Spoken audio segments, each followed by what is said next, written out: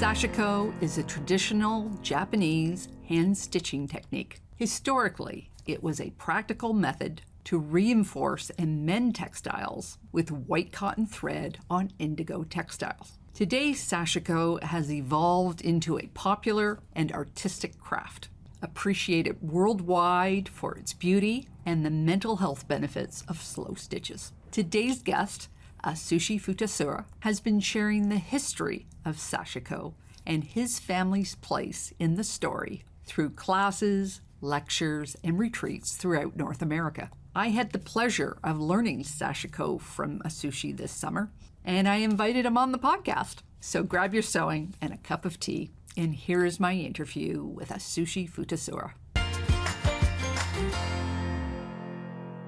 Welcome to the show, Atsushi. Whereabouts in the world are you coming to us from? I'm from Phillipsburg, Pennsylvania. You originally from there? Nope. I'm originally from Japan, and I just moved to the US 12 years ago. Wow. Yep. And then I just recently moved to this Phillipsburg, very nice small town. Did you come to the States to study? Initially, yes. In 2002, I came to the States to study. And then I went back to Japan after the graduation, and I came back to the United States in 2014-13 to be with my wife. So that was the motivation to be here. I have seen that you've spoken at a number of quilt cons and you've taught a number of classes there. Sashiko has an important theme for you. It is more than just stitches. Can you tell us a little bit more about that?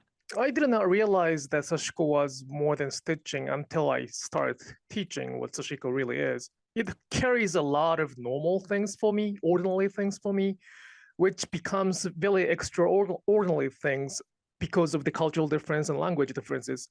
And by introducing Sashiko as just the stitching, because of the language difference and because of the cultural differences, it becomes something else. And therefore, when I introduce Sashiko as the cultural practice, I say that it's just more than a stitching because of the stories behind it. So if I am sharing Sashiko in Japan, I might just say it's just a stitching because the Japanese people, we can share the same common sense. At the same time, because we are in the different culture, I am saying that the Sashiko is more than just stitching. I hope it makes sense. Well, your family story is quite fascinating. So tell us about your family's connection to Sashiko. Yes, my grandmother revived Sashiko in 1950s based on the piece she found in her closet, which was my great-great-grandmother's closet. So 50 generations ago, she was good at Sashiko and she was teaching Sashiko to her friends and local people. And my grandfather found that piece and she found it beautiful. And she revived the Sashiko based on that pieces and also the students she could meet back then. And she decided to make it like a family business to support the family back then.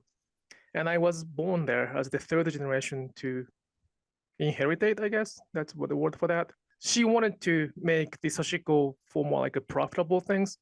Instead of ordinarily stitching, she tried to make it somewhat business-like. And yep, I was born in that lineage, and here I am.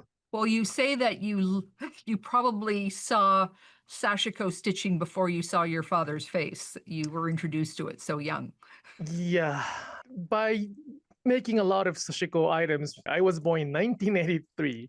So back then, my grandmother had a pretty big company of Sashiko, and everything we had was related to Sashiko.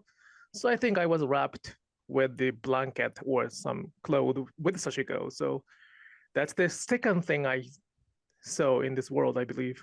How old were you when you probably held your first Sashiko needle and started stitching? That's a very good question, and I get that question a lot, but I don't have the answer yet because, sorry, I don't remember the time I cannot stitch. So it was so natural that it was there. It's like asking a question to you, when was the first time you hold the spoon to eat soup? Probably somewhere between 1 or 2 or 3, and probably to me too, somewhere around that time. But needle was everywhere, as thimble as thread. So, and nobody stopped me touching it, I believe. So anytime that I could think of, I was touching So did it. your father and mother both do Sashiko stitching as well? My father was the second lineage, second generations for this company. So he was probably forced to do it as well, like me. And he was stitching. My mother, on the other hand, was married to the family. So she was not really a part of the business, but she was stitching. She liked stitching and she still likes stitching. So yes, both of them were stitching back then too. Do you say Sashiko or Sashiko, or is both of them I don't have any particular request for that because we speaks in the English and which requires a lot of phonics, and it's kind of strange for me to just change the pronunciation to the Japanese. So when I speak in Japanese, I would say sashiko, sashiko, sashiko, sashiko. But when I speak in English, I would say sashiko, then that's perfectly fine with me. I'm going to Japan next year, so I've just started Duolingo for Japanese, and I'm struggling to hear it. The subtleties of the sounds are really hard for me. Yeah, it's really subtle, and we don't have that phonics here, so it's really difficult to ask everybody to pronounce like Japanese does. At the same time, that's not really important too for me. I see sometimes a discussion that, well, that's not how it's supposed to be pronounced, or that's how, it doesn't sound like authentic. Well, but they don't really stitch the other way around. If they think whatever is Sashiko, then I don't see the point of only focusing on the pronunciation. There are more things to focus on, I guess. So you have probably also been asked this question 1,000 times, but how does Sashiko differ from other big stitching techniques like the running stitch and embroidery or kantha quilting from India? There's nothing. There's no difference at all. It's the same idea. It's the same thing. As you said, the kantha in India has the name for that. I think bojagi in Korea has also the name for their style and stitching. And you or any other viewers of this YouTube videos have probably the ancestors who had similar stitching as the cultural practice, unless they are kind of royal family. So there are no difference. Some people try to distinguish the sashiko and other embroidery or other hand stitching, but I don't see any difference at all. However, they are different because of the stories behind it, because of the culture behind it. So they are the same from the stitchery perspective, but it's very different because of the stories behind culture behind it. And I often use the analogy of we are the same human beings. Like, Karen and I are the same human being. We eat, we breathe, we do the same thing. But it's very violent to say that we are the same, exactly the same, because we have a different background, we have a different culture. Different demographic or geographically? Everything is different. So that's what we celebrate as diversity. So we are the same, but we are different. Same as Sashiko. Stitchery wise, it's the same, but they're different. Well, I'm finding that as I find stitches from all over the world, you can see that many of these forms were invented independently, but there is a limit to what you could do. So there's a lot of overlap between them. Yes, very true, very true. And I never claimed that Sashiko is the only hand stitching culture in the world. No, it happens to have a name, and therefore it's easier to distinguish. But I never claimed that there's only one Sashiko in Japan. It's Sashiko vary. The style of Sashiko and technique, wisdom, even the story of Sashiko are different within the Japan too.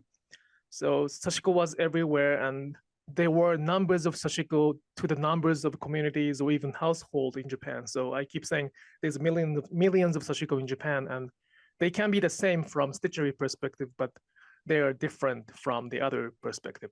Well, I find it fascinating that, well, one, now that you've told me the story behind it and looking at your garments that were so beautiful, but then when you get up close and touch them and see them from the inside, you see that they're all patches and it's all repair, or at least at one point in time, it would have been repair. How people still took something simple and elevated it to something quite beautiful.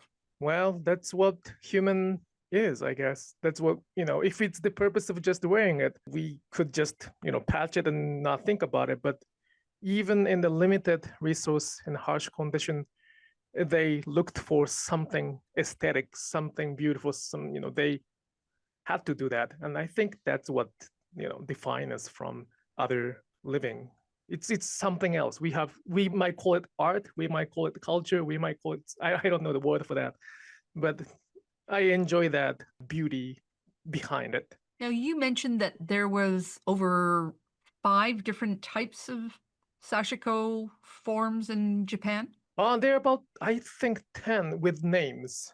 Wikipedia or website introduced 3 sashiko as the major sashiko, and those are all northern part of Japan, and they're quite different from what I do. And there are bigger populations there, and probably they did not discontinue in their traditions. I cannot speak on behalf of them because I don't know well enough.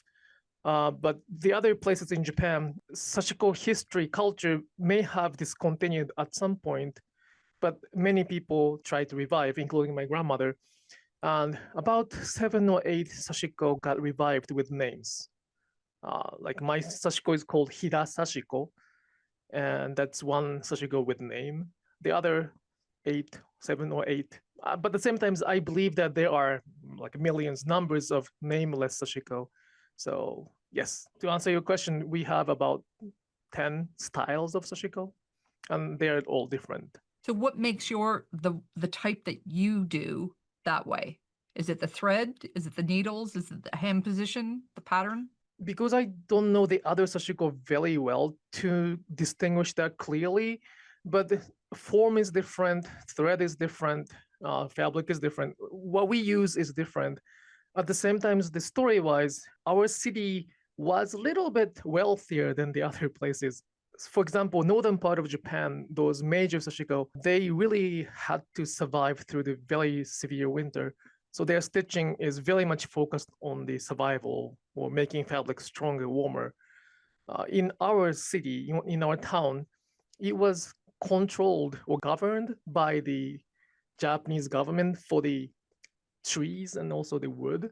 So they had a little more money. As the result, we have a lot of patterns on the jacket. We focus on the very geometric patterns. We had a luxury to choose patterns instead of those who had to just keep patching. And that might be the big difference. At the same time, from the stitching perspective, we don't have that much difference too. So yeah, it's like asking the difference between each pizzas. It's different, but it's not different. So you have been telling the story of sashiko in the US for many years now, and there's a website and channel called Sashiko Stories. So you have another website called Upcycle Stitches. What is the difference between the two websites or the information that you're trying to get out? Thank you for asking. When I started this business in the US, I did not want to use the word sashiko because I did not think what I would do was sashiko, to be honest. So I used a different word. I made a company called Upcycle Stitches. And after all, though, I just realized that what I have to do is to share the Sashiko story. And unfortunately, my website, Upcycle Stitches, is based on the WordPress. And as much as I try my best to keep it secured and updated, it always has a little bit of troubles. So sometimes some people cannot access my website, although it says all safe. So I just made another website, and then I used the Sashiko story as that's my more like an identity when I talk about sashiko. It's not about stitching for me. And right now, the story is the things I would like to share. I often see your mother mentioned, and there's pictures. And are you in business together with your mother? Not legally. She has her kind of solo proprietorships. I mean, she has her business in Japan, and I'm in the US, and they are not related at all. But I'm her customer for that matter. Yeah, I am a big fan of her work, and I, purchase all the supplies from her. So I'm the biggest customer for her. And can people, if they're traveling to Japan, can they take classes with her? No, we don't open up because she wants to focus on the production, and she does not speak English.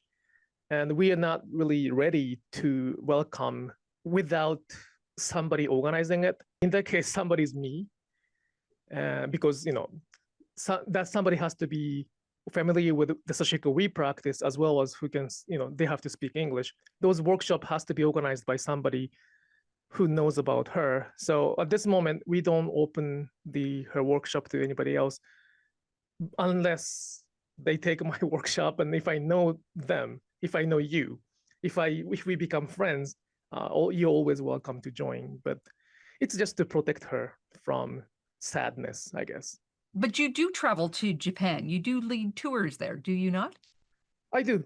Every year, I try to bring my friends or the participant, the guest, to Japan to share the sashiko I cannot teach.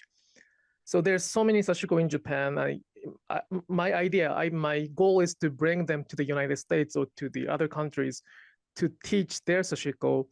But there's so many obstacles: language, visas, age, for that matter, sometimes. So I decided to take them to Japan together. I also had a kind of urge or sense of necessity to go back as often as possible. So I started doing that in 2023, and every year I try to offer that. But it is my hope to bring as many people as possible to Japan too. I understand in Japan that people learn by getting a mentor or a teacher, and they're taught beneath them as opposed to going out and taking a workshop like we do here. Is that true? It is true, I think, for the certain craft or traditions. I don't know about that for Sashiko. Sashiko has become the craft in Japan too. So yeah, I don't have any like a apprenticeship, and I don't know anybody who does that too. But at the same time, we don't have that much stuff to share that much. I mean, it's our only, like how much can we teach you on how to make mac and cheese or something we eat every day. We don't have that system at this moment, and I don't think we need that. It's not what Sashiko is about. So where you are, do you have groups that you're teaching on a continuous basis? Well, not in this place, not where I live, not physically. And that's, I think, one of the, I don't want to say good thing, but that's one change the COVID brought. I don't have to be there physically. So, I can be here, and then I have many friends, either Japanese or English, we can stitch together. I have a gathering offering every month, both Japanese and English, where we can just hang out and stitch together online, virtually like this. I wish I have somebody here, but no, I don't have it here locally. So how do they join that group, or is it by invitation only? Somebody who shared the most important element of the sashiko practice, which is the form of how to hold the needles and how to approach the sashiko. So the invitation is the core and essence workshop I offer, either in person for the 1 day, 3 days, 5 days retreat, or the online class. It is not my intention to limit the participant that way, but at the same time, I want to kind of think that it's the class to teach how to ride a bicycle, and the gathering is more like going to the bicycle park together to enjoy the ride. So without somebody not knowing how to ride a bicycle, it's kind of sad to bring them to the bicycle park where everybody else can be riding the bicycle. So I ask everybody to be able to at least to know how to ride a bicycle so that I can help them to ride. So that's kind of the invitation based, yeah, for that. Do you teach in Japanese as well as English? I used to, I guess, yes, I used to. But now in Japan, my students are teaching too. So I don't want to say student because they're pretty good. It's easier for them to teach because we share a lot of common things. And I don't have any problem for them to represent Japanese culture because they're Japanese. So there are quite many Japanese sashiko practitioners who is sharing in sashiko. And because of that, I have less opportunity to teach in Japanese. There are less teachers in English, but it's everywhere. But it's still, the market itself is bigger in English. So I think I teach more often in English. How about your wife and your daughter? Have you got them hooked onto stitching yet? They see me stitching daily. So I hope that my daughter will find it interesting. But at the same time, I did not have a good relationship with Sashiko until the age of 30 or 40 because of my childhood that I was forced. So I don't want her to go through that. I don't think it's a good idea to share the same hobby with spouse that closely. So I'm happy that we have different hobby. So I'm not gonna force neither of them to join. Does your wife do needlework of any kind? I don't think so. She reads a lot, so You travel with this amazing wardrobe of clothing to illustrate your stitches and what Sashiko can do. Did I hear that you've stopped buying clothing? yes, not entirely true because I buy the underwear or this kind of t-shirt, but the denim and jacket, I stopped purchasing new one. I sometimes get a gift, especially from my father-in-law. I don't refuse those things. But yeah, I stopped buying the clothes, and I even stopped purchasing different kind of clothes. So I have like 10 of those. So if you see me in a 5 days retreat, and if you see me wearing the same t-shirt, that means that I have a 5 different shirt every day. So it's not like I'm wearing the same one. Nobody asked me in this time, I mean, in this summer. So, and it was hot and sweating. So I Yeah. hope that I didn't confuse them. No, I actually I think it makes choosing your wardrobe every day, if it's the same, Yeah. just So, eliminates so many decisions that you have to make. I don't change my jacket based on what I feel. So I decided to not to change underneath of that too. It's kind of simple. So some things that you have are decorated quite simply, and others are very intricate. There's some things that have multiple stitch colors and some just incredible explosion of stitching styles. Mhm. Do you have a preferred way that you like to work? Probably those pieces you found the more colorful, artistic, or as you say, expansion thing.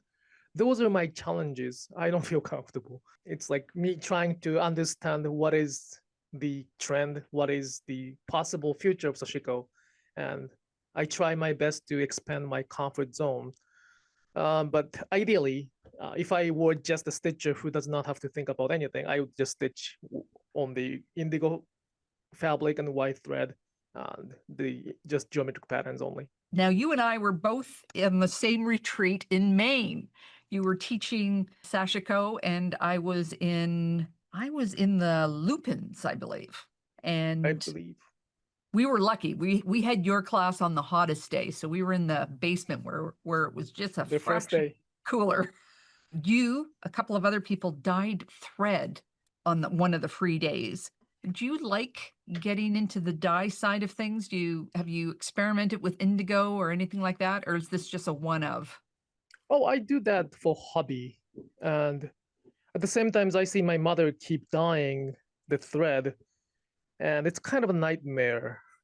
It's a beautiful thing as the artist, but as the son, as the child of the artist, it's a little bit of a nightmare.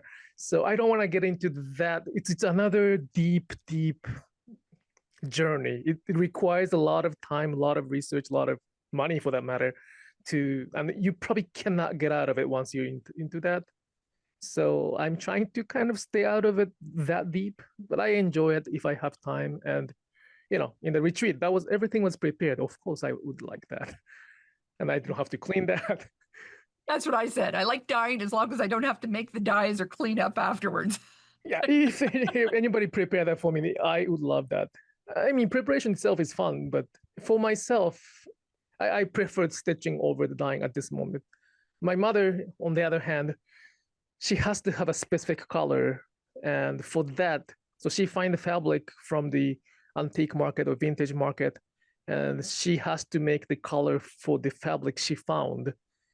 And usually the color cannot be created by the synthetic materials. And that's how she started dyeing the thread with the natural ingredients is about 20 years ago. I cannot do that because that's like I couldn't find the good analogy. I Well, I know usually what you're saying because it's just a big rabbit hole, and I see friends that have baskets and baskets of what I consider the same color, but they are all just slightly different, and obviously they were chasing a particular color. Yep. And what I sell on my website are kind of like a leftover from her choice. They're as good as the others, but it's not the colors she could not really produce for her project. And that's a nightmare too. Yeah, I enjoy that, but Well, probably someday. Someday I'd like to try that. You showed us a couple of pieces of work that were just breathtaking, and they seem to take it up a notch. Like I love the one that had the braided thread in the corner. Like obviously the threads went through and these were the leftovers, but instead of burying them, they braided them and added an extra thing to an extra texture to the work. Do you find people do those type of things often? It's actually pretty traditional. When we find the piece is called furoshiki, which is the wrapping cloth. Okay. Especially a few hundred years ago, where they did not have a bag to carry around. That was the wrapping cloth to wrap things, and making that kind of braiding was a traditions. We can find many old pieces with that braiding, so we just respected that. We replicated that. Is it traditional to sign your work in Sashiko? I don't think so.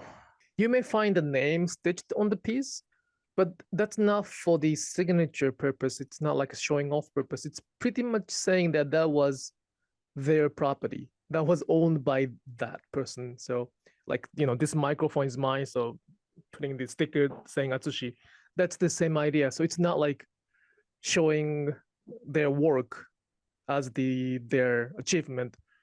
So, no, we did not. I don't think we did the signing. And my mother doesn't do that neither. So, it's Okay. interesting. Do you have a favorite piece of work? Yes, I do. I do. It was done by my mother, and then she was gonna pass it to me when she passes away. But I had an opportunity to share what Sashiko and Boro are in New York City, and she gave it to me prior to that so that I can explain what they are. And I keep patching it, and that's my favorite. So you mentioned Boro. What is Boro? That's a very good question. That's another good question. Boro itself means that it's tattered, torn, you very heavily used piece of fabric. At the same time, it could means that the status of devastation, like I can be devastated and people can call me, you look like Boro, or it can be an onomatope to describe the condition of the people. So Boro Boro means you look like S, or you look really bad is the word for that. So terminology wise, Boro is not really only for the textile, but Boro is now known as the sort of the patchwork, or the patchwork looks like fabric with a recycled fabric. However, I don't define that as the technique to make those pieces. I define that Boro is the one result of repeating or heavy usage of fabric. So at some point, when we keep using the fabric, it will reach to the stage of Boro at some point. So Sashiko is the kind of stitchery. Sashiko is the form of stitching to appreciate the fabric, and Boro is one result of the repetition of Sashiko. So it's not like a Sashiko versus Boro. It's just Sashiko and then Boro. Right. So it's not just tattered fabric, it's fabric that has been patched and patched and patched and patched and patched. Mm-hmm. And I think one process that requires to make it Boro is using it. Right. So without using it, I would not probably call it Boro, even if it looks like it. And using it does not mean damaging it, just using it in the regular days. So if people were going to take up Sashiko, do you have a couple of tips that they should follow? Like to get them on the right path? Right path? Take your class. Take your class on Domestika. Domestika is a very good gateway to share what I'm trying to share, because sometimes what I share can be quite opposite of what is introduced right now, because I keep saying that there's no right and wrong in Sashiko and there's no rules, although there's so many rules outside right now. So to introduce what it is, Domestika course is a very good gateway. And if they want to go further with our Sashiko, then I want them to be able to stitch like we do. I am offering that workshop retreat for that purpose. At the same time, there are so many Sashiko styles in Japan as well. And right now with AI, with those technologies, it's not that difficult to understand different language. my hope is to kind of explore more Sashiko artisans or Sashiko people, especially who are in Japan and especially who are kind of speaking up in Japanese as well. Unfortunately, because of the Sashiko's character, not many people speak up.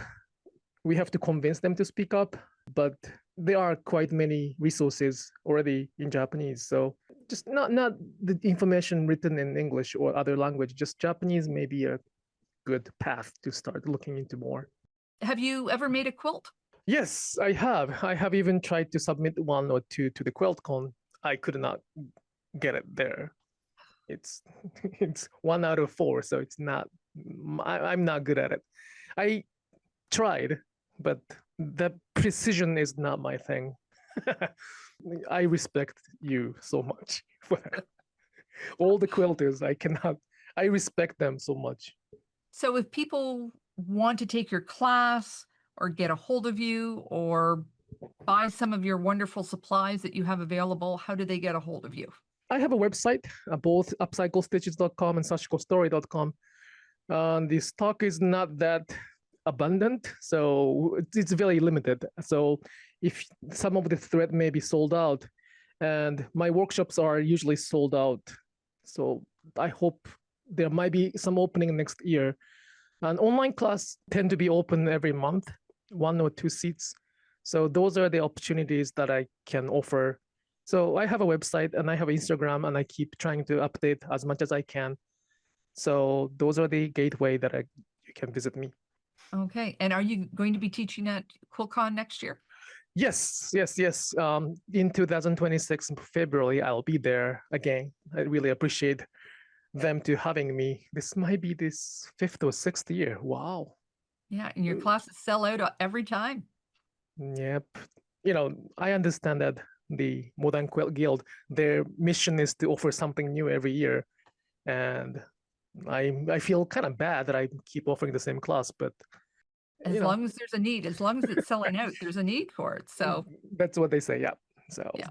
Well, thank you so much for taking the time to be on the podcast today. I'm looking forward to seeing you again next February, and I'm getting all my Sashiko stuff out, ready to attempt another project. All right. Thank you. Thank you so much. I hope you enjoyed my interview with Atsushi Futasuya. I love learning about the connection between communities, families, and their stitches. If you want to learn more about Atsushi and Sashiko, I will leave links to his website, his YouTube, and his social media in the video notes below. Next time you're in your sewing room, have Karen's Quilt Circle playing in the background. I have interviewed so many interesting, exciting people on this show. Let one inspire you. Take care, and I'll see you next time.